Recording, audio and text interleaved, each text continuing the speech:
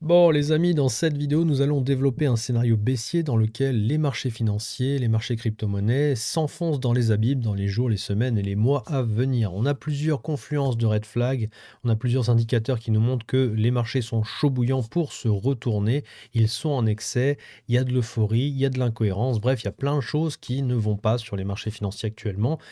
Et cette convergence d'éléments, plus la pression médiatique, politique, géopolitique, enfin tout ça mélangé, font que ça ne peut pas tenir. Et si ça tient, c'est un véritable miracle, c'est que les marchés sont véritablement manipulés pour monter de plus en plus haut. On a véritablement un marché qui, comme je l'ai dit, est en excès. Ça devrait se retourner et pourtant ça continue de monter. Et on attend peut-être un catalyseur puissant pour trouver l'occasion rêvée de reset un petit peu tout ça, c'est-à-dire repartir chercher des plus bas, mais pas n'importe lesquels. On a vu à chaque crise, à chaque mouvement intéressant, il y a eu un catalyseur. Alors, je les ai peut-être pas tous marqués, mais on a eu le Covid, hein, je pense que ça vous a marqué. On a eu une belle chute de 35%, hein, ça ne paraît pas comme ça puisque les marchés ont remonté de façon assez spectaculaire depuis. Effectivement, il y a eu beaucoup d'injections de monnaie, hein. On a créé de la masse monétaire, on a fait du quantitative easing, on a fait tourner la planche à billets, plus de la dette, etc. Et depuis, en fait, ces manipulations sur manipulation, en fait, le marché financier est tenu avec voilà, une assistance respiratoire limite, hein. Donc, on a eu un crash de 35%, puis ensuite, on a eu la guerre avec l'Ukraine en 2022. Alors, je ne sais pas à quelle période, hein, je crois que c'était le 22 février, mais à partir de là, on a bien vu que les marchés ont corrigé. Et puis, bon, la situation s'est un petit peu tassée, les marchés ont repris un peu confiance après un petit range et ont commencé à remonter. Et puis, bon, bah, ensuite, on a eu plusieurs mouvements. En février 2025, il me semble bien que c'était les droits de douane, plus le fait que les taux d'intérêt n'ont pas baissé, hein. Jérôme Powell avait fait d'ailleurs une prise de parole et à partir de là, les marchés financiers, surtout les marchés crypto-monnaies, s'étaient effondrés. Et puis là, bah, on a sûrement la guerre avec l'Iran et cetera. Donc on a eu une chute, mais une chute qui reste quand même assez faible par rapport aux autres et on a une reprise qui est assez énorme. Enfin, quand tu vois ça, tu te dis: «Mais qu'est-ce qui se passe? Pourquoi il y a un rallye haussier alors que le monde va aussi mal? Alors qu'on est peut-être au bord d'une pandémie? Alors que le monde est sur le point de se faire mettre en cage?»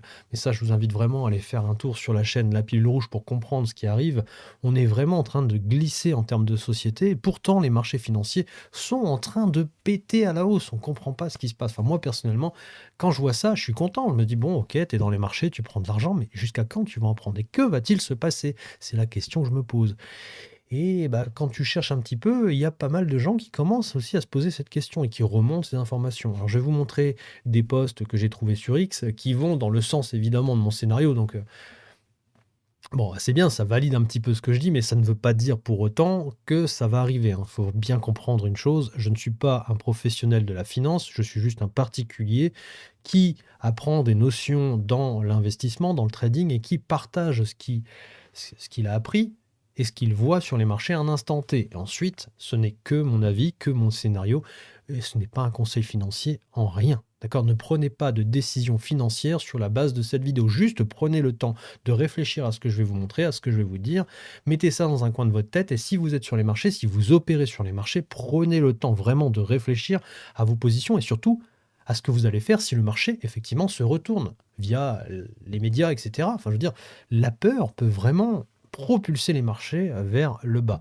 Alors, est-ce que ça ira vers le précédent plus bas? Est-ce que ça ira vers une position plus profonde? Un petit 35% à partir du moment où ça va chuter, donc on arriverait soit dans cette zone, soit dans celle-ci? Ou est-ce qu'on pourrait aller chercher quelque chose de plus profond, hein? Ça, je vous l'ai déjà montré dans une autre vidéo, mais on pourrait très bien retourner chercher cette ligne de tendance haussière qui serait un très bon support pour, bah, se rappuyer dessus. Mais là, on serait vraiment sur un scénario très catastrophique. Enfin, je veux dire, regardez-moi cette correction de ouf, hein. C'est plus une correction, là, on est sur un crash et pas n'importe lequel, hein. Je pense qu'on serait sur un crash historique et on s'en souviendrait longtemps. Parce que là, derrière, il faudrait vraiment recréer de l'impression monétaire. On aurait l'économie qui serait vraiment à genoux. Ça ferait des riches et ça ferait surtout des pauvres. Parce que derrière, il va se passer quelque chose, le pouvoir d'achat des gens va complètement s'effondrer, l'inflation va exploser, le chômage va exploser, le taux de suicide va exploser, tout ça. Enfin, il va y avoir une convergence de mauvaises choses qui vont arriver si les marchés financiers sont en mauvaise santé. Donc là, pour l'instant, on est en train de faire ce petit rallye haussier. Alors là, je vous ai fait un petit scénario vite fait, je vous montre un peu ce que moi, je vois en projection large. Là, en fait, c'est un scénario optimiste plutôt, dans le sens où je me laisse encore entre la moitié, entre 150 et 232 jours avant que le marché commence à s'affaiblir, en partant du principe qu'il refasse encore une troisième jambe comme il l'a fait là. C'est-à-dire qu'on a des divergences. Voilà, on a des divergences haussières-baissières. Ici, sur le RSI, qui est un indicateur qui est quand même assez sympathique à observer, puisque on peut anticiper une baisse des acheteurs et des vendeurs. Enfin voilà, on a un ratio acheteur-vendeur. On voit qu'il y a de moins en moins d'acheteurs alors que ça monte, ça monte, ça monte. Donc il y a un petit problème. Et au bout d'un moment, eh bien, la vapeur s'inverse et on voit que le marché rattrape son RSI et finit par retomber. Donc là, on voit qu'il y a eu une belle divergence ici. Boum, c'est retombé. Là, on voit que ça monte, hein. Si je traçais tout simplement une droite de tendance, que je la mets comme ça, on voit que ça monte. Bon, alors là, je vais juste éviter que ça soit prolongé. Hop, c'est ici, style, s'il te plaît. Non, merci, au revoir. Je vais la mettre en blanc, comme ça on va bien voir. Voilà, donc là, on a notre droite de tendance qui est haussière. Et si je refais exactement la même chose ici, on voit que c'est dans le sens inverse. Et si je fais exactement pareil à chaque fois, on voit que ça fait exactement la même chose. Et pour l'instant, on n'a pas encore ça. Alors là, je suis sur du daily, mais vous avez exactement la même chose sur du weekly et du monthly, même si c'est un peu moins violent, puisque c'est, comment dire, les bougies ne sont pas les mêmes, voilà, mais on le voit que ça le fait quand même. Tac, tac, ça monte, ça monte, ça monte. Bon, je retourne sur du daily parce que on y verra un tout petit peu plus clair. On voit qu'on a cette fameuse divergence et à chaque fois, au moment où on arrive sur un certain niveau de RSI, vers entre les 60 et 50, boum, ça chute. Et là, pour l'instant, bon, on est en train de faire notre première hausse, donc on est en train d'aller chercher peut-être un plus haut sur les RSI, et après, il va falloir le travailler. Alors, est-ce que ça va travailler normalement et donc prendre entre 150 et 250, 230 jours plutôt pour redescendre et finalement 200, 300 jours pour atteindre un point bas? Ça, c'est la question à laquelle le futur répondra. Pour l'instant, moi, ce que je vois sur un scénario qui continue à progresser sans catalyseur catastrophique, ça donnerait ça. Voilà. Ça donnerait ça sans être un conseil financier, mais on arriverait sur des plus hauts dans voilà, dans ces zones-là. Donc 230 jours à 140, enfin, voilà, ça laisse une petite fourchette. Mais ça veut peut-être dire que les marchés vont continuer à monter. Il va peut-être y avoir une petite correction ici, un petit appui, on va casser cette résistance, on va en faire un support et on va continuer à construire comme ça dessus jusqu'à ce qu'il se passe quelque chose. La pandémie de Covid-19, elle a pris son temps avant de s'installer, hein. On a commencé exactement dans le même scénario que l'hantavirus, c'est-à-dire bon, c'est contenu, bon, c'est pas grave, bon, vous inquiétez pas. Enfin voilà, on risque rien. Et puis, au fur et à mesure que le temps a passé, on s'est bien rendu compte que c'était pas le cas. Moi, je pense qu'on a jusqu'à septembre, puisque pour l'instant, les réseaux sociaux ne sont pas encore verrouillés. Donc septembre, ça nous laisse à peu près cette zone-là. Voilà. Voilà. Vous êtes sur une chaîne complotiste, hein, littéralement. Vous êtes sur de la finance complotiste et je l'assume totalement. On a jusqu'à septembre. Alors, je crois que c'est le 26 septembre, un truc comme ça, au 1er septembre, je sais plus. On va mettre 1er septembre, comme ça, on a de la marge. Je vais même le mettre en gras, celui-là. Voilà, on a jusque-là. Et je vais vous expliquer pourquoi je pense qu'on a jusque-là avant que potentiellement ça se retourne, enfin que les médias commencent à partir un peu en vrille. Ça nous laisserait à peu près, sachant que voilà, je suis pas du tout, ouais, à peu près 110 jours avant que les marchés commencent à ressentir peut-être une pression médiatique via l'antivirus. Peut-être qu'à partir de là, on va commencer à faire un range et puis repartir à la baisse. Peut-être, j'en sais rien. Je suis en train de vous expliquer ce que je pense. À partir de septembre 2026, on va avoir les réseaux sociaux, en tout cas en France et dans beaucoup de pays de l'Union européenne, qui vont devoir faire patte blanche et demander aux utilisateurs de montrer leur carte d'identité numérique ou leur, leurs traits biométriques pour pouvoir s'identifier sur les réseaux sociaux. Et à partir de là, je pense qu'on pourra accélérer sur la propagande médiatique sur l'antivirus ou sur une autre chose, hein, je ne sais pas ce qui pourrait se passer. En tous les cas, ils peuvent trouver un autre virus. Peut-être que l'antivirus, c'est juste un prétexte pour dire, vous voyez, c'est ce que j'expliquais dans une vidéo assez récente. On a eu un virus qui est l'antivirus, et tout de suite, les réseaux complotistes et antivax se sont énervés. Alors que, oh, regardez, l'antivirus a disparu, ça a été contrôlé, et en fait, les complotistes et les antivax sont juste des complotistes, des antivax, et vous voyez bien qu'ils sont nocifs pour notre santé. Puisque si on les avait écoutés, eh bien, on n'aurait pas confiné, on n'aurait pas fait ci, on n'aurait pas fait ça, enfin bref, tout ce qui pourrait être fait dans les jours et semaines à venir. Et finalement, peut-être qu'on n'aurait pas endigué cette épidémie et qu'on serait en état de pandémie. Donc, vous voyez bien que les complotistes et les antivax et tout ce qui gravite autour sont dangereux pour notre société. Et comme ils sont dangereux, eh bien, on va devoir sévir. Et donc, à partir de là, on aura l'identité de chacun, on saura exactement ce que fait la personne sur les réseaux sociaux, ce qu'elle consomme, ce qu'elle partage. Bref, on saura si c'est un complotiste, un antivax, un antisystème, etc. Et donc, on pourra jouer là-dessus sur la prochaine crise. Puisque, étant donné qu'on dira, vous voyez, ce sont des ennemis de la nation, prochaine crise qui arrive, prochain virus, prochain truc, eh bien, on va commencer à sévir sur les réseaux sociaux en évitant que ces personnes puissent s'exprimer. À partir de là, on va pouvoir augmenter le niveau de propagande médiatique via les chaînes mainstream, etc., la propagande politique. On va pouvoir augmenter le niveau de peur via un virus qui sera peut-être encore plus violent en termes de mortalité que l'antivirus. Et à partir de là, on pourra projeter les marchés financiers dans les abysses. Voilà. Ça ou autre chose. Mais dans tous les cas, je pense que on a encore un tout petit peu de marge. Je pense qu'on peut encore avoir un peu d'euphorie sur les semaines et les mois à venir. Ça nous laisse pas grand temps, hein. 110 jours, c'est pas énorme. Sachant qu'après, peut-être que la propagande médiatique va se mettre en place. Moi, je vois entre 110 jours, voilà, et 230 jours avant que le marché fasse une correction. Est-ce que ça s'arrêtera là, voilà, avec une correction comme celle-ci, ou est-ce qu'on ira chercher les abysses? Ça, ce sera le futur qui va nous le dire. Voilà, ça c'est mon scénario. Pour l'instant, ça monte et on ne peut pas faire autre chose qu'attendre d'avoir une confirmation. Et si vous voulez être dans le marché, soyez dans le marché. Si vous voulez sortir du marché, sortez du marché. Bref, faites ce que vous voulez, hein. C'est ici un scénario, je tiens à le préciser.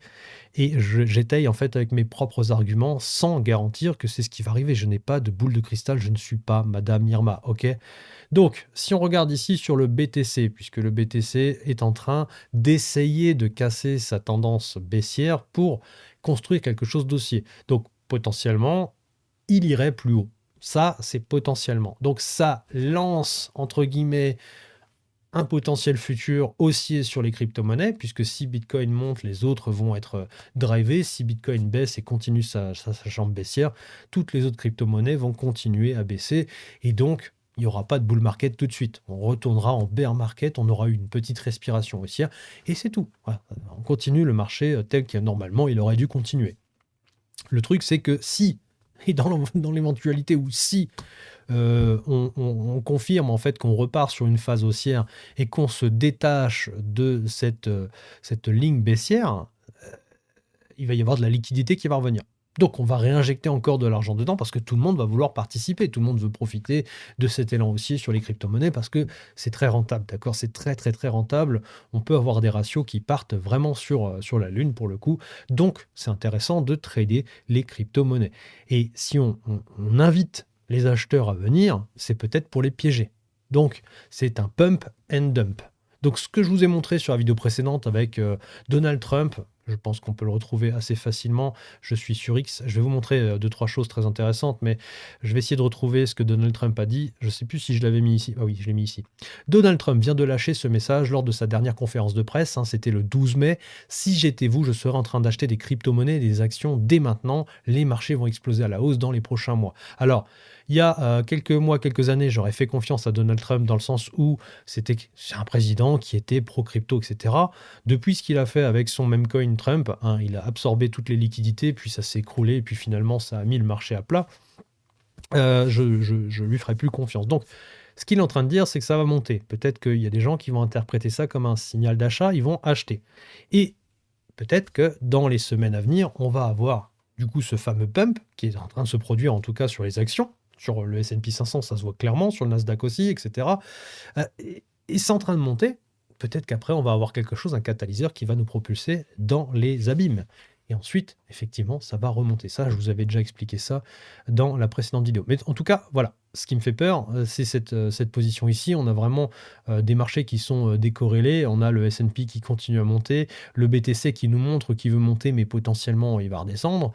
Qu'est-ce qui va se passer, hein? Si là, ça tombe tout de suite, peut-être que BTC va refroidir, il va retourner chercher son plus bas. J'en sais rien. J'en sais rien. Ce qui est sûr, c'est que si ça part à la hausse, il va y avoir de l'argent frais qui va rentrer. Et ça sera peut-être un piège pour les acheteurs afin de redescendre plus bas. Quelqu'un m'a posé une question sur XRP, on m'a demandé ce que je pensais d'XRP. Donc XRP, pour l'instant, on le voit, hein. Ici, je vous ai déjà montré XRP. On a une ligne de tendance baissière assez importante puisqu'on a eu une touche, deux touches, trois touches. Là, on est en train de la quatrième touche. Et si je vais en daily, je suis déjà en daily, donc je vais peut-être aller en 1 heure, comme ça, on sera plus proche de ce qui se passe réellement à l'écran. On voit qu'on n'y arrive pas, hein. On n'y arrive pas. On est en train de jouer ici entre un support, alors un support qui a eu plusieurs points de contact. Voilà, donc on est en train de jouer avec un support et une résistance et on joue là-dedans. Et à un moment donné, il va falloir choisir une direction. Donc après, on peut reconstruire quelque chose en dessous, mais si ça casse ici, il va y avoir un pullback. Enfin voilà, on va retourner tester cette résistance support. On ne saura pas encore ce que ça sera, hein. On va le tester, on va bien voir. Et on ira peut-être rechercher quelque chose de plus bas si les marchés se retournent, hein. Voilà, si Bitcoin se retourne, je pense que XRP retournera vers le sud. Sinon, eh bien, il construira quelque chose, il essaiera peut-être de faire pullback et il remontera. Mais pour l'instant, j'ai pas d'avis dessus puisqu'il n'y a pas de confirmation qu'on est en train de construire quelque chose d'aussi. Pour l'instant, on peut se faire méchamment rejeter et repartir quelque part par là. Et là, il y a un order block qui est intéressant. Donc potentiellement, on pourrait retourner dans cette zone-là et ça nous ferait une belle jambe, sans jeu de mots. Voilà, on serait sur un truc comme ça. J'essaie de le prendre. Moi, comme je vous ai dit, hein, si on retourne là-dessous, on serait très profond. On serait quasiment à 0,22 ou un truc comme ça. Donc on repartirait vraiment très bas et on serait en dessous de cette tendance haussière, puisque on m'a posé la question, qu'est-ce que tu penses de XRP? Moi, sur le long terme, je constate que c'est quand même un actif qui est relativement haussier comparé à d'autres actifs qui, par exemple Solana, voilà, c'est n'importe quoi. Solana, si tu regardes sur du long terme, en weekly, ça part dans tous les sens, même si ça reste encore haussier, hein. Si tu regardes, tu fais ça, bon, je le trace à l'arrache, hein, mais ça reste encore haussier, hein. On a même rebondi sur ce niveau de support haussier. Enfin, si je le trace en vert, vous voyez bien que c'est un niveau de support et on est venu mêcher dessus et qu'on construit au-dessus. Donc peut-être que lui, il a intérêt à remonter chercher ce niveau de résistance avant de redescendre. Peut-être que Solana va être l'exception, peut-être qu'il va monter, ou peut-être simplement qu'il va passer en dessous. Aucune idée. Mais on voit bien que c'est quand même un peu plus bordélique, mais ça reste haussier. XRP, il a bien tenu, hein. Déjà, c'est un des actifs qui a le plus pété, je crois, de mémoire, lors de ce précédent bull run. On voit que ça a fait des méchantes hausses et puis ensuite, il a quand même relativement bien tenu. Donc c'est un actif à surveiller. Il faudra voir si on repart sur une jambe baissière, peut-être à la moitié de cette jambe baissière. Donc l'objectif 0,50, enfin 50 en tout cas de cette jambe baissière, ce serait potentiellement dans les 0,86. Voilà, potentiellement. Après, on pourrait rechercher peut-être ce niveau de support comme on a vu, hein. On a vu Solana réagir plutôt bien dessus. Donc peut-être que XRP réagira dessus. Donc ce sera potentiellement un point d'achat à surveiller. Pour l'instant, si je devais acheter du XRP, j'attendrais. Voilà. C'est pour répondre à la question qu'on m'a posée sur la chaîne La Pilule Rouge. Mais on voit bien que dans la généralité, hein, ils sont tous en tendance baissière et ils essaient de s'en extirper, mais ils ont encore un peu de temps, hein. Si tu regardes ADA, tu fais ça, voilà, tu as encore un petit peu de temps. Là, il essaie de construire quelque chose. On le voit, on a une tendance qui a été un petit peu cassée. On est en train de construire quelque chose ici. Ça, je vous l'avais déjà montré. Ça se voit en 1 heure, mais on n'est pas encore sorti de l'auberge. Là, il y a un triangle symétrique et on est en train d'essayer de construire quelque chose au-dessus, mais on voit que ça galère un petit peu. Est-ce qu'on va casser cette résistance? Est-ce qu'on va construire au-dessus? Est-ce qu'on va faire un drapeau, c'est-à-dire aller chercher cette zone de vente? Bonne question. Cette zone de vente qui converge avec cette résistance que je vous ai montrée en daily. Voilà, hop. Alors, on a la belle résistance blanche là. Faudrait construire au-dessus. Soit on va dessus, on tape et on se fait rejeter, hein. soit on construit au-dessus et on repart un petit peu à la hausse sur du ADA, etc. Enfin, je ne vais pas vous faire toutes les crypto-monnaies. Vous avez compris l'idée. Pour l'instant, ça peut devenir bullish. Combien de temps ça va durer, j'en sais rien. C'est toute la question. D'accord? C'est toute la question et j'ai l'impression que c'est vraiment fait pour attirer des acheteurs. C'est fait pour créer la confusion et piéger des gens. Donc moi j'ai un petit peu profité des mouvements haussiers qui ont duré le temps que Bitcoin s'est éclaté, mais pour l'instant je suis court terme, moyen terme et peut-être même sur une période un peu plus longue, je suis redevenu un peu bearish. Je suis méfiant, très très méfiant, très très très très très méfiant. Voilà. Si je remonte un petit peu dans ce que j'ai chopé sur X, des personnes qui partagent des choses très intéressantes, par exemple ici on voit l'exemple Covid, hein. Donc bon c'est une petite vidéo, je vais la mettre un petit peu plus rapide. Voilà, hop. On voit ici qu'on a un mouvement et qu'on a eu une baisse. Voilà, on a eu une belle baisse, donc un crash, le crash Covid, 35%, avant que ça remonte. Voilà. Et ici, avec l'antavirus, autre pandémie. C'est pour ça que je vous dis, il y a peut-être moyen qu'on joue sur les médias et la peur et toutes ces communications pour potentiellement aller chercher un plus bas afin de repartir plus haut, tout simplement. Donc lui, il price 4500, 4400, ouais, 4630. Voilà, 4630 à peu près dans ces zones-là. Donc ça ferait une sacrée belle chute, hein. Si on va chercher sur le S&P 500, je vais me mettre sur une autre charte parce que c'est le bordel. Voilà. Donc, je vais prendre mon outil de mesure qui est disparu de mes raccourcis, je sais pas pourquoi. Bon, c'est pas grave. Voilà. On a dit 4600 et des poussières. Encore une fois, c'est pas un conseil d'investissement, hein. Je pense qu'il va rechercher ces niveaux-là, ces niveaux de support. Donc on aurait un moins 37% à partir de là, donc ça ferait une belle chute, effectivement. C'est probable. Voilà, on retournerait chercher un point le plus bas, c'est ce que je vous ai dit. Est-ce qu'on repartirait chercher celui-là? Est-ce qu'on repartirait chercher celui-là? Est-ce qu'on partirait beaucoup plus profondément? Ça, encore une fois, on le verra bien plus tard. Pour l'instant, ça reste compliqué à déterminer. Comme je vous ai dit, hein, il y a ce niveau de résistance, on pourrait venir le chercher. On pourrait venir le chercher. Donc, on s'attendrait à quelque chose de plus violent, hein, entre 50 et 60%, selon le niveau auquel on décroche. Peut-être qu'on pourrait décrocher, comme je vous l'ai dit, à ce niveau-là. Donc, on partirait sur un 60%. Voilà. Ou à minima, hein, si on retourne vers chercher les 4600, voilà, à peu près hein, dans cette zone-là, on va prendre l'order block qui est ici. Cet order block-là, on va dire qu'on mèche directement et qu'on réagit hyper violemment, on serait sur un 45%. Voilà, c'est possible. C'est encore une fois, c'est pas du tout une prédiction. Je suis juste en train de vous montrer ce que moi j'anticipe avec et vraiment avec cette convergence de choses qui ne vont pas dans notre économie. Donc voilà, ça c'est un scénario qui est probable pour moi en tout cas. Ici, qu'est-ce qu'on a? Je crois qu'on a.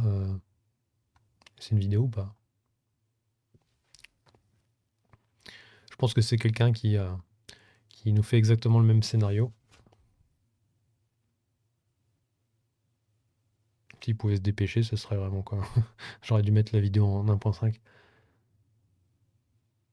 Voilà, il va faire pullback. Ouais. Et après, on va rechercher un plus bas. Ouais, il refait exactement la même chose que ce qu'on vient de voir juste avant. Et lui, c'est plus un 6200 qui price. Bon, après, il faut pas essayer de trouver le plus bas du marché, il faut juste attendre. Si ça se casse la gueule, il faut attendre qu'il y ait une confirmation, hein, une structure de marché qui se retourne et qui commence à construire quelque chose d'haussier. Et là, on peut rentrer avec un esprit un petit peu plus serein. Le bug de l'argent infini continue. Celui du S&P 500 n'a aucun sens. Voilà, effectivement.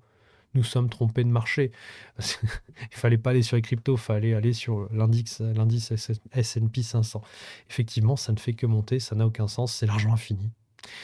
Idriss Aberkan qui dit « Mais ce n'est pas une bulle ». Voilà, mais ce n'est pas une bulle. Nvidia qui arrête pas de monter. Info de dernière minute, Nvidia vaut désormais plus que le PIB de tous les pays du monde à l'exception des États-Unis et de la Chine. S'il n'en est pas dans l'excès absolu, je ne sais pas ce que c'est. Si on dit que c'est pas une bulle, je ne sais pas ce que c'est. Alors, ça ne veut pas dire que ça ne continuera pas à monter comme ça, mais il y a un moment donné où il va y avoir quelque chose, un catalyseur, qui va remettre les pendules à l'heure, hein. Et sachant que les institutions vont en profiter pour refaire, bah, pour nous raser gratis, en fait, hein. C'est surtout ça le truc. Là, on voit qu'on a un canal, donc ce canal, je vous l'ai déjà montré.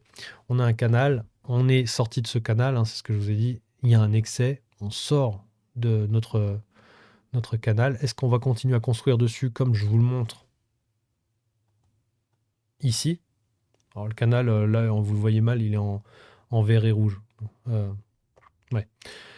Est-ce qu'on construit au-dessus et on retourne dessus, enfin dans cette zone-là, pour prendre un niveau de résistance, enfin un support, voilà.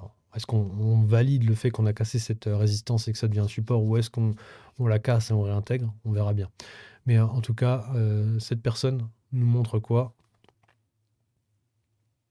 Effectivement, il y a une divergence RSI, c'est très bien. Et on voit que le marché, lui, monte. Donc potentiellement, il y aurait quelque chose qui nous mènerait vers ce plus bas. Et lui, ce qu'il price, c'est peut-être même qu'on traverse ce canal, comme je vous l'ai dit, hein, excusez-moi pour le micro, comme je vous l'ai dit, qu'il traverse ce canal et qu'il aille chercher quelque chose de plus profond. Voilà, c'est possible. Et après, on ferait peut-être un pullback sur ce niveau de support qui deviendrait peut-être une résistance. Et peut-être qu'on irait chercher, comme on a pu le voir, sur les différentes projections des 4600, etc. C'est possible. Voilà, c'est possible. Je vais vous montrer quelque chose d'intéressant après, quelqu'un qui est très intéressant à suivre et qui ne se trompe quasiment jamais. Voilà. Dans toutes ces analyses, cette personne ne s'est quasiment jamais trompée. Donc je vais vous la montrer, je vais vous montrer sa réflexion, elle rejoint ce que moi je pense, et du coup, pour renforcer un peu mes propos, sans vouloir prouver quoi que ce soit, je vous le montre comme ça vous permettra d'avoir un point de vue de quelqu'un qui est vraiment, j'ai envie de qualifier, professionnel dans le milieu de la finance et dans le trading. Voilà. Qu'est-ce qu'on nous... voilà, alors, qu'est-ce que c'est ça? Je vais juste mettre sur pause et lire l'intitulé de ce post. Le S&P 500 est dans une copie conforme du crash Internet de 2000. Donc là, on pourrait vraiment avoir un crash historique, comme je vous l'ai dit. J'ai constaté une structure de marché très similaire entre 1997 et 2000 et la situation actuelle, 1997-2000, forte concentration du capital entre les mains de quelques leaders à l'époque. Il s'agissait des entreprises Internet, Cisco, Intel, Microsoft, AOL. Aujourd'hui, c'est exactement pareil, ça se concentre dans les mains de quelques entités, et notamment Nvidia, comme on vient de le voir.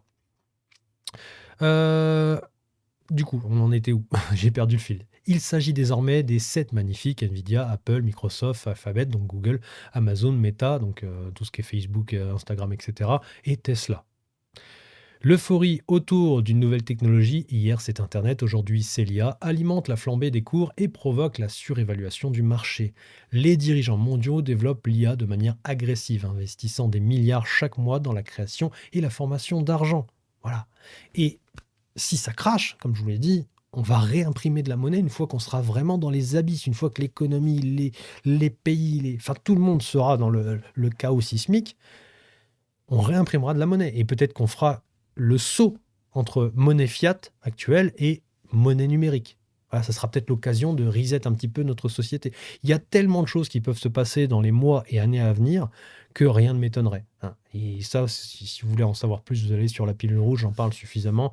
Alors actuellement, je parle beaucoup de l'antivirus, mais je vais vous refaire des sujets sur tout ce qui nous attend. Et je peux vous assurer que si vous n'êtes pas prêt, si vous n'êtes pas complotiste dans l'âme, accrochez-vous, parce que si vous regardez ma chaîne et que vous avez un peu l'esprit critique, vous risquez peut-être de remettre le monde dans lequel vous vivez un petit peu en question, sans vous inviter à devenir complotiste, hein. C'est pas une invitation, vous faites ce que vous voulez évidemment.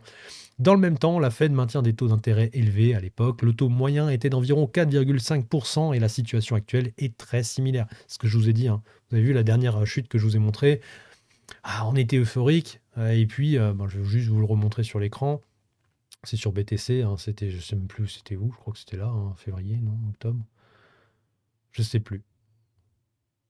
Je sais plus, je sais plus, je sais plus. C'était peut-être là. Non, c'était là, hein. Voilà, c'était ici. Bon, après, on a eu une nouvelle jambe haussière, hein, puisque les marchés ont repris. Mais à partir d'ici, il me semble bien qu'on a eu, la bonne nouvelle des taux qui n'ont pas baissé. Bref, les taux ne baissent pas. Et on ne peut pas, puisqu'on est bloqué, hein. Si on baisse les taux, on va créer de l'inflation. Et enfin, on est dans une situation bloquée, tout simplement. Le marché ne cesse d'atteindre de nouveaux sommets, alimentant chaque jour davantage la bulle IA. La résolution peut survenir à tout moment, vous devez être prêt. C'est ce que je vous dis et c'est ce que je vous invite à faire. Soyez prêts parce que le crash peut être vraiment très violent. Et vous voyez, c'est pas du tout la même simulation. Je sais pas jusqu'à quand ça va. Juillet, lui. Attendez. Euh, je sais pas. Est-ce qu'on peut voir le mois? On va juste faire lecture s'il veut bien. Oui, on peut voir le mois ici. On va regarder ça tout de suite ensemble. Voilà, hop, pause. Février 2027. Pour lui, ce serait février 2027. Est-ce qu'on est raccord ici? Février 2027, ça donne quoi? Moi, j'ai dit janvier. Voilà. J'ai même mis décembre. Décembre, on a un moment de flottement, hein, c'est ce que vous voyez, hein. Là, je price à peu près le plus haut. Donc, on a un moment de flottement ici, et ensuite, on se casse la gueule. On a un moment de flottement ici, et ensuite, on se casse la gueule. Voilà, à peu près là. Donc, potentiellement, ici, on serait sur des plus hauts, comme je vous ai dit, dans les 230 jours. Et puis ensuite, boum. Et le boom, je ne sais pas jusqu'où il va. Là, si tu suis la même logique, il s'arrête sur un niveau de support. Donc, potentiellement, ça va, ça va. On a connu pire comme situation dramatique. Par contre, ça peut vraiment casser. Enfin, je veux dire, au bout d'un moment, le support, il devient fragile. Il y a tellement de liquidités qui se stockent en dessous, parce qu'il faut bien comprendre que les gens qui achètent en longue, ils vont mettre leur SL en dessous, hein. Donc, on va aller chercher tout simplement à sécuriser en dessous du dernier plus bas. Donc là, on pourrait venir casser celui-ci, puis encore aller plus loin, et puis voilà, on liquide tout le monde. On fait vraiment un reset du marché et on ramasse. On ramasse. Les gens qui vont profiter de ce mouvement vont ramasser. Et les autres, bah, ils vont pleurer. Ils vont ramasser aussi, mais dans un autre sens. Donc lui, ce qu'il projette, c'est à ce niveau-là. Après, je ne sais pas jusqu'où ça peut aller. 4200 pour lui, à peu près. Donc, on reste entre les 4600 4200. Enfin, ça ferait quand même un très très gros, un très très gros dump, hein. Ah, je vous montre tout ça, hein, c'est pas pour vous convaincre, hein. Encore une fois, j'insiste vraiment, je n'essaie pas de convaincre qui que ce soit d'une potentielle chute. Peut-être que le marché va continuer à monter dans le délire comme ça pendant 10 ans, 20 ans. Alors là, je vois pas l'avenir. Là, on est sur un moins 47%. Moi, comme je vous ai dit, on pourrait même aller chercher un petit 60. Mais ouais, on peut vivre un crash. Et pendant ce temps-là, imaginez un petit peu l'état du monde. Parce qu'il y a beaucoup de gens aussi qui ont mis, surtout les Américains, tout ça, qui investissent dans ces fonds-là pour leur retraite. Enfin, je veux dire, là, on va lessiver les retraités, etc. Parce qu'il y a des gens, bah, s'ils ont plus de revenus pour leur retraite, ils vont être obligés de vendre à perte pour pouvoir continuer à subvenir à leurs besoins. Les dividendes ne vont peut-être plus tomber. Je ne sais pas ce qui va se passer, j'en sais rien. Ce qui est sûr et certain, c'est qu'il y a des gens qui vont souffrir très très fortement. Et si vous, vous êtes sur les marchés, bah, vous allez souffrir aussi parce que si vous ne mettez pas de stop loss et que vous investissez comme des gros porcs là, vous allez vous retrouver avec un portefeuille à moins 40, moins 50%. C'est pas comprendre. Et puis si ça dure longtemps, hein, si la chute dure longtemps, bon, la chute généralement c'est un peu plus violent que la remontée, mais en tout cas la chute et plus la remontée, peut-être que vous allez attendre 3, 4, 5, 10 ans avant de récupérer vos fonds. Donc vous allez être bloqué, c'est de l'argent qui aurait pu travailler, et c'est de l'argent qui va travailler où? Dans les poches des institutions qui vous l'auront volé ou bloqué. Voilà, en tout cas, vous l'aurez bien profond, quoi. Donc faites très attention, on est sur une phase où potentiellement on a quelque chose de dangereux sur un avenir plus ou moins court. Voilà, c'est pas une projection. Je tiens encore une fois à le répéter parce que c'est important quand même. J'ai pas de boule de cristal et surtout je ne suis pas un professionnel de la santé. Et j'ai soif donc je vais boire une petite gorgée et ensuite on reprend. Voilà. Donc, à voir. On verra bien ce qui va se passer. Là, on a quelqu'un qui partage autre chose. Je vais juste mettre pause et on va lire ce que ça marque. Le marché américain est en train de former un piège de taureaux. Enfin, alors, une seconde, je recommence. Le marché américain est en train de former un piège à taureaux géants de l'histoire. C'est ce que j'arrête pas de dire sans. Et ça, c'est des trucs, je crois que j'avais déjà pris la parole avant de les avoir enregistrés, hein, ça date du 12 mai, etc. Moi, j'ai déjà pris la parole avant le 11 ou le 10 ou un truc comme ça. Enfin, regardez mes vidéos sur la pile rouge. J'ai commencé à voir ce scénario et ces alertes à ce niveau-là. J'ai commencé à me dire, attends, il y a un problème. Il y a l'antivirus, plus ça, plus ça, plus ça, plus ça. Ça commence à puer un petit peu. Et là, on est vraiment en train de dessiner probablement et potentiellement plutôt un piège à taureau. Donc, pour ceux qui sont néophytes et ce qui viendraient tout simplement de la pilule rouge pour essayer de comprendre le développement de mon scénario. Les taureaux, c'est les acheteurs et les ours, c'est les vendeurs. Le taureau charge et l'ours descend de sa montagne tout doucement pour aller chercher sa nourriture. Voilà. Le taureau va aller plus vite vers la hausse et enfin bref, voilà, vous avez compris, je pense. J'ai pas besoin d'expliquer plus. Bref, donc on est en train de créer un piège à taureau. Le S&P 500 atteint actuellement de nouveaux sommets, tendant lentement un piège aux investisseurs optimistes. C'est ce que je dis, hein, là il y a un retour de l'optimisme alors que tout devrait nous mettre dans le rouge, quoi. Tout devrait nous dire attention, c'est dangereux. Cette hausse semble excessive. Le marché a progressé pendant environ 40 jours consécutifs, gagnant plus de 17%. C'est énorme pour un marché comme le S&P 500. Le marché est désormais presque parfaitement, j'ai pas la suite. Parfaitement quoi, s'il te plaît? Donne-moi la suite. Je suis... Voilà, c'était ici. Pardon, excusez-moi, hein, j'aurais dû développer le truc avant. Le marché reproduit désormais presque parfaitement la structure de la bulle Internet de l'an 2000. Si la situation évolue réellement de la même manière, l'indice pourrait bientôt perdre plus de 20%, ce qui reste quand même assez... Voilà. Si tu veux monter plus loin, je veux dire, tu perds 20%, ça va. Ça va, on va pas se plaindre, c'est même plutôt sain, d'accord? Si ça descend en dessous, là ça commence à puer, surtout si on perd déjà. C'est ça le scénario qui me fait peur, c'est que si on perd 20%, ça va. Ça, après, on peut commencer à reconstruire quelque chose dossier pendant quelques temps, mais si par-dessus ça, tu rajoutes l'antivirus et la propagande, plus d'autres crises qui se développent au fur et à mesure, puisqu'on a des guerres qui éclatent un petit peu partout, des conflits qui ne sont jamais résolus. L'Ukraine est encore en cours de route depuis 2022 et visiblement, ça n'a pas vraiment envie de s'arrêter. On a l'Union européenne qui veut élargir l'Union européenne à 36 pays, qui veut intégrer l'Ukraine et trois autres pays d'ici fin 2030 dans l'Union européenne. Donc potentiellement, on pourrait élargir la guerre entre l'Ukraine et la Russie avec l'Union européenne plus l'Ukraine contre la Russie. Donc voilà, on peut vraiment partir dans des scénarios complètement catastrophiques dans les mois et années à venir, hein, c'est vraiment pas délirant. Et donc tu rajoutes par-dessus une baisse de 20% des événements catastrophiques et tu te retrouves avec un marché qui chute bien plus loin que les 20%. Ça c'est possible malheureusement. Qu'est-ce qu'on a ici? Observez ce canal ascendant, il est très fort probable que le marché ait atteint un sommet local avant une baisse majeure. L'indice a progressé pendant plus de 40 jours sans véritable rééquilibrage, mais cette dynamique s'essouffle rapidement si nous analysons les 20% précédents du marché. Et voilà, à chaque fois, ils me refont le coup, je suis obligé de développer. Je pense que c'est exactement pareil, hein. Voilà, 6300, 6000. Donc chaque personne qui analyse ce mouvement avec de l'analyse graphique chartiste, ils se retrouvent tous à dire à peu près la même chose, hein. On retourne vers les 6000, 6300, 6400. On retourne vers un point bas, quoi. Un point bas de marché, une correction qui est attendue en fait. Et je veux dire, les marchés ne peuvent pas monter indéfiniment comme ça. Il faut bien que ça redescende. Et selon le catalyseur, ça peut être plus ou moins violent. Voilà, c'est ça le problème. Donc là, lui, ce qu'il price, c'est juste un retour vers les 6000 pour repartir plus tard vers les 8000 et des poussières. Donc on resterait dans un canal. Bon, on verra bien. Moi, je lis pas dans l'avenir, donc on verra bien. Est-ce qu'on a autre chose? Ça, je sais pas ce que c'est. Je sais pas ce que... Ah oui, d'accord, je suis dans les commentaires de ce post. Merci de sortir. Attention à cela. Bon, ça, on l'a déjà vu en début de vidéo. Hein, Donald Trump qui t'invite à investir, ce qui n'est pas vraiment bon signe, puisque lui, l'intérêt pour lui, c'est de faire potentiellement chuter les marchés pour que ces institutions puissent racheter plus bas et donc s'enrichir et donc récupérer de l'argent de ses concitoyens. Et pour le coup, les concitoyens.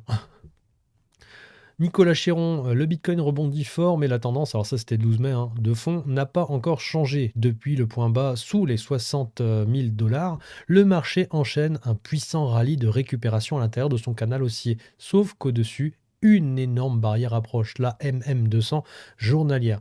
Donc c'est les moyennes mobiles, hein, pour ceux qui viendraient de la chaîne La Pilule Rouge. En gros, c'est une moyenne pondérée des 200 dernières clôtures ou ouvertures, ça dépend comment tu le règles, des dernières bougies. Voilà. Et tu peux régler ça de 100, 100, 9, 7, enfin ça dépend combien de bougies tu veux avoir dans ta moyenne mobile. Il y a plusieurs types de moyennes mobiles, mais ça on y reviendra plus tard. dans des petites vidéos tuto où je vais expliquerai en tout cas certains concepts que j'ai appris avec le temps. Et effectivement, si tu mets cette moyenne mobile, on voit bien qu'on est en train d'arriver dessus. Est-ce qu'on va construire au-dessus?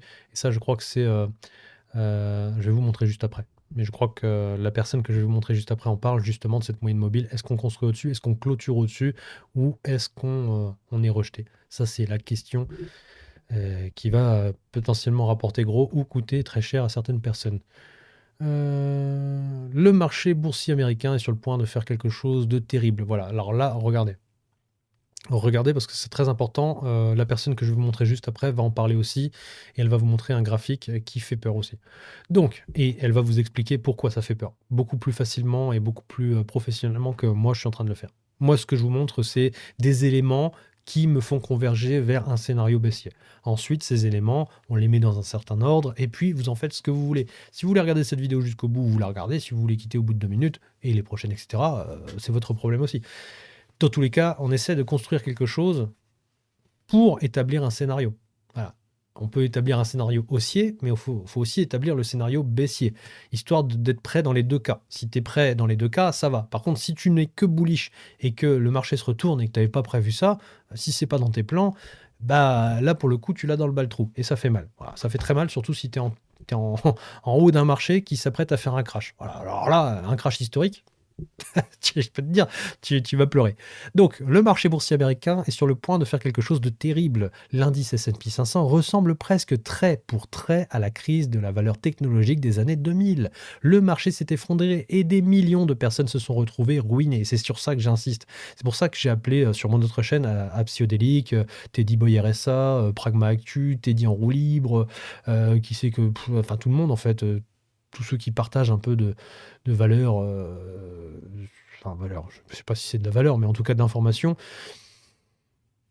ça serait bien d'informer ceux qui potentiellement dans leur communauté peuvent être amenés à investir. D'une manière active ou passive, on s'en fout. Le fait est qu'il y a des gens qui risquent de se retrouver ruinés si c'est leur parachute doré, si c'est sur ça qu'ils comptent vivre leurs dernières années, si c'est sur ça qu'ils comptent pour vivre actuellement, hein, si c'est un complément de revenu ou si c'est juste un revenu passif qui tombe tous les mois, imaginez, ça peut faire très mal. L'avenir nous dira si cette fois-ci sera différente. Effectivement, ça peut être différent. On peut vraiment continuer à monter comme ça indéfiniment. Bon, pourquoi pas? Hein, je veux dire, tu peux superposer des graphiques. C'est pas pour autant qu'ils vont se réaliser. Mais regardons quand même ce graphique parce que mine de rien, ça peut faire peur.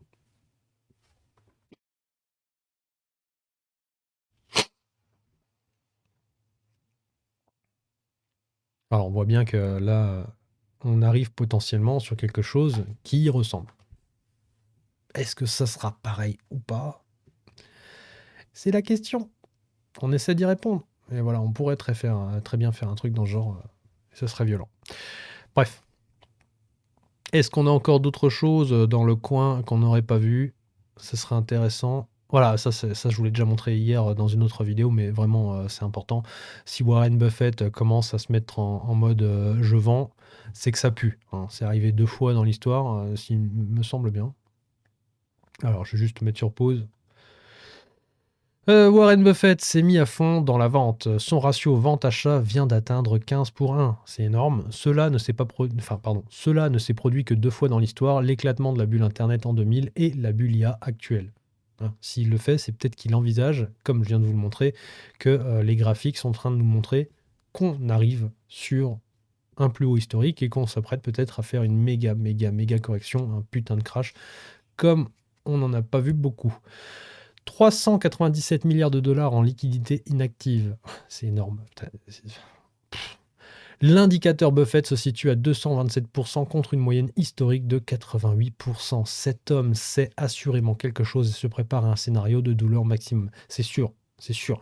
Quelqu'un qui est dans la haute finance, qui a autant d'argent sous gestion, qui a voilà, un tel parcours, c'est forcément quelque chose. Il a des contacts, il a des infos privilégiées, des infos qui lui permettent de savoir si le marché va se retourner ou pas, ou en tout cas de l'anticiper. Gardez ça en tête, on verra qui a raison au 4e trimestre. Chaque personne visiblement envisage la fin d'année, hein. Le Q4, le Q4. Donc moi, comme je vous ai dit, entre septembre, voilà, septembre, pourquoi? Parce que l'Union européenne va commencer à verrouiller les réseaux sociaux et et potentiellement Mars. Voilà, ça laisse une fenêtre de tir assez large, mais potentiellement, il faudra vraiment, vraiment faire très attention quand on arrivera là, si ça continue à monter. S'il y a déjà une correction avant, bon bah, on verra bien ce que ça donne. Peut-être qu'on crachera avant, hein, peut-être qu'il y aura une accélération, peut-être qu'on étouffera l'antavirus et qu'on attendra cette période-là pour créer un autre virus, quelque chose de nouveau qui sera encore plus violent, plus virulent, j'en sais rien, une autre crise, un truc. Quelque chose peut se passer à ce niveau-là. C'est dans le scénario le plus baissier possible. On verra bien, d'accord. Quelqu'un qui partage du coup sur Bitcoin, puisque je vous ai montré Bitcoin, normalement, on est censé faire ça. Le marché est censé continuer à corriger comme ça. Il aurait dû déjà, à ce niveau-là, continuer à corriger, mais peut-être qu'ils ont voulu gagner du temps. Hein, comme je vous l'ai dit, peut-être que ça, c'est juste un piège à acheteurs. C'est juste pour gagner du temps. Voilà, si je retourne sur Bitcoin, euh, là, la grande jambe haussière qui est ici, là, celle-ci, je vais zoomer au maximum pour que vous puissiez bien la voir. Cette grande jambe haussière, c'est peut-être juste un piège, c'est peut-être juste pour gagner du temps. Les marchés sont en train de gagner du temps.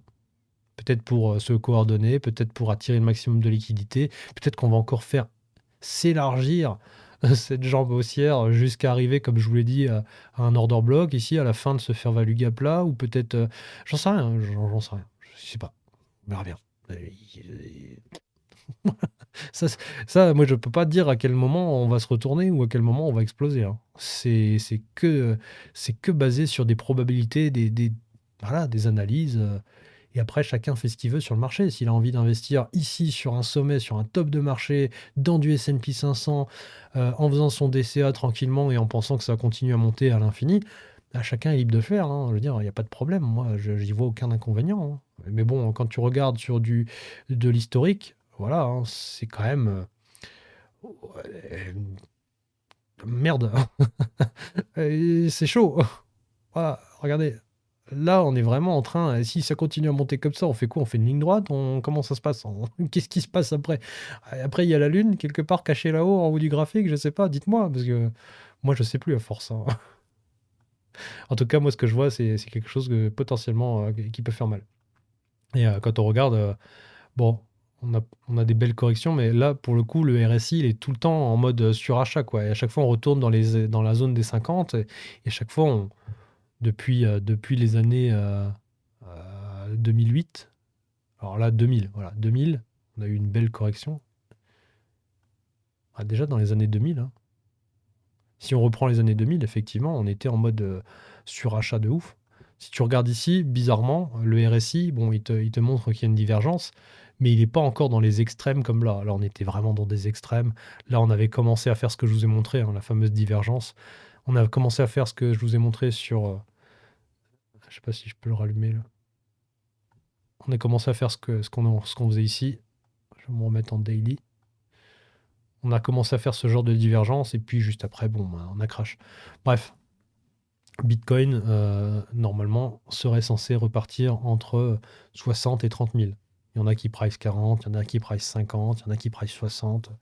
On verra bien quand le mouvement sera terminé. Le futur nous répondra. Mais dans tous les cas, certains price ces niveaux de prix. Voilà. Bah tiens, c'est ce que j'expliquais. Voilà, on est en excès. Bref, on va pas faire tout ce que je vous ai chopé. Ah oui, Robert Kiyosaki, c'est important aussi, hein. Père riche, père pauvre, hein. Pour tous ceux qui ont lu ce livre ou qui ne l'ont pas lu, je vous invite vraiment à le lire. Si vous vous intéressez seulement maintenant, là, en 2026, à l'investissement, à la gestion de vos finances, lisez Père riche, père pauvre. Ça va vous apprendre quelques petits concepts et surtout comment fonctionne l'argent. Donc, dernière heure, Robert Kiyosaki, donc ça date du 12 mai, hein. L'auteur de Père riche, Père pauvre, et d'autres livres, hein, parce que des livres, il en a fait plein. D'ailleurs, il a fait un jeu qui s'appelle Cash Flow, il me semble, vient de lancer un avertissement brutal. Le plus grand effondrement du marché boursier de l'histoire arrive en 2026. Très sincèrement, hein, il y a beaucoup de choses qui convergent et il y a des gens qui sont plutôt bien placés dans notre société, qui nous alertent et qui nous disent, voilà, mais je crois que c'est pas la première fois qu'il nous le dit, hein, Robert Kiyosaki, hein. C'est pas la première fois qu'il nous dit, attention, il y a un effondrement, si, ça. Bon, il y a eu des crashs entre-temps, donc potentiellement, il a eu raison quand même. Mais le plus grand effondrement du marché boursier de l'histoire arrive en 2026. Je pense qu'il a analysé l'économie dans son intégralité et je pense que effectivement, tu vois qu'il y a des choses qui ne vont pas. Là, on est en train de partir en couille totale. La dernière fois qu'il a lancé un avertissement similaire, c'était avant la crise de 2008. Donc, avertissement similaire, c'est-à-dire grand effondrement. D'accord? Ça ne veut pas dire on s'approche d'une crise, d'un crash. Là, il parle de grand effondrement. Et le S&P 500 s'est effondré tandis que des millions de personnes perdaient tout. Encore une fois, j'insiste là-dessus, c'est pour ça que j'invite Psyodélique et les autres, si vous voyez ce genre de vidéo, à partager, faites un live, on s'en fout. Je suis pas le meilleur expert du monde, je suis même pas un expert du tout. Mais dans votre communauté et autour d'eux, évidemment, dans votre communauté, il y a des gens qui potentiellement ont investi. Et ces gens-là risquent de se retrouver ruinés. Ensuite, il y a des gens qui n'ont pas investi, mais qui vont prendre les dommages collatéraux et qui vont aussi ressentir ce crash. Dans tous les cas, tout le monde va en prendre plein sa gueule. Mais derrière, il y a des gens qui sont beaucoup plus exposés que d'autres et qui s'apprêtent peut-être à s'endetter, etc., alors que potentiellement, ils s'apprêtent aussi à vivre une période très difficile. Donc c'est peut-être le moment de réduire les dépenses, de commencer à cacher quelque chose sous le matelas, à se protéger, à se rendre peut-être autonome sur certaines choses, bref, à envisager le pire dans un avenir plutôt proche.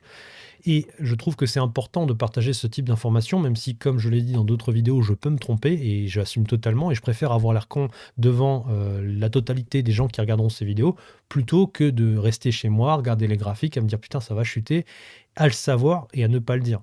À le savoir, à l'anticiper. Voilà, je préfère rester précis sur les mots, à anticiper cette crise, à anticiper ce crash, à anticiper cette galère qui va arriver pour tout le monde et à me taire. Voilà, je préfère me tromper et avertir et mettre les gens en alerte. Et peut-être que ces gens-là prendront leurs dispositions, peut-être qu'ils éviteront le pire, mais au moins, moi j'aurais fait mon travail de mon côté. Et je serais content de l'avoir fait si malheureusement, si les marchés s'écroulent. Maintenant, l'alarme retentit à nouveau. Dette historique. Voilà, ce que je vous disais, tous les red flags, l'économie part en couille et ça va pas en fait. Dette historique, que ce soit aux États-Unis ou en Europe, en France, surtout en France, on est en train de partir en couille, ou dans d'autres pays, la plupart des États du monde se sont surendettés et en fait, on vit tous à crédit.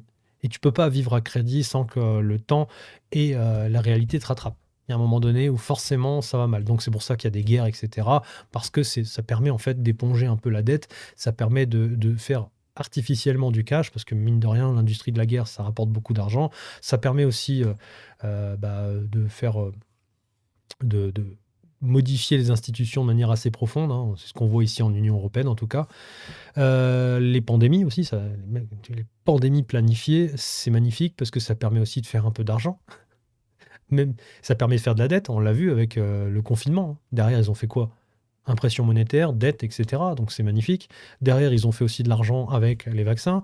Et puis, tu modifies encore une fois profondément la manière de fonctionner des institutions de chaque État. Banque sous pression, guerre et tension mondiale, donc voilà, on raccroche les wagons, impression massive d'argent, c'est ce que j'arrête pas de dire, bulle sur les actions et l'immobilier. Imaginez, parce que si le marché financier se casse la gueule, le marché de l'immobilier va aussi se casser la gueule. Enfin, il y a des gens qui vont être ruinés, hein. On l'a vu pendant la crise des subprimes, les banques se sont refaites sur le marché immobilier. Elles ont vendu massivement les maisons elles ont saisies, qui étaient hypothéquées, et elles ont fait cracher le marché immobilier. Donc tout le monde, ça, ça va être une cata. Pendant que la majorité continue d'acheter comme si de rien n'était, hein, Donald Trump qui t'invite à investir, ça c'est un gros gros red flag pour moi, les baleines accumulent de la liquidité, de l'or et du BTC. 2026 pourrait tout changer. C'est vrai que si c'est peut-être ça aussi qui est en train de se presser, hein. Moi, c'est vrai que on parle souvent de BTC comme une valeur refuge. Peut-être que du coup, comme les marchés financiers vont se crasher, peut-être que là, on est en train de prévoir une chute peut-être encore plus proche. Et là, on est vraiment sur un scénario où on n'a plus de temps, d'accord? C'est-à-dire que peut-être que là, boum, ça se casse la gueule, peut-être, j'en sais rien, et ça me fait rire sans me faire rire, hein, d'accord? Comprenez bien que c'est dramatique. Et peut-être que du coup, l'argent va tout simplement transiter euh, sur l'or et sur le BTC. Mais avant ça, ça ne va pas venir tout de suite. Il faut bien comprendre que c'est pas parce que d'un côté ça crache que de l'autre ça va monter crescendo comme ça. C'est pas possible. Avant ça, il y a des gens qui vont essayer de se refaire parce qu'ils vont avoir besoin de liquidité, donc ils vont vendre leur or, ils vont vendre leur matière première, leur matière refuge, leur valeur refuge. Et donc, même le marché BTC et le marché or, etc., tous les minéraux, tous les minerais qui sont des valeurs refuges, tout ça va aussi partir vers le sud avant de commencer à remonter avant les autres. Parce qu'il y a des gens qui vont devoir vendre à perte pour pouvoir se couvrir.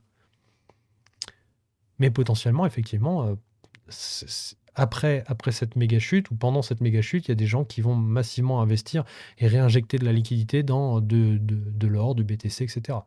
Ils sont peut-être déjà en train d'accumuler parce qu'ils price un truc. Voilà, ils price peut-être que grâce à ça, on va retourner au-dessus de la TH de BTC et qu'on va construire quelque chose de très haussier, au-dessus de ces, pourquoi pas, de ces niveaux de support, j'en sais rien. On verra bien. Dans tous les cas, c'est vrai que les gens sont euphoriques alors que c'est peut-être pas le moment de l'être. Voilà.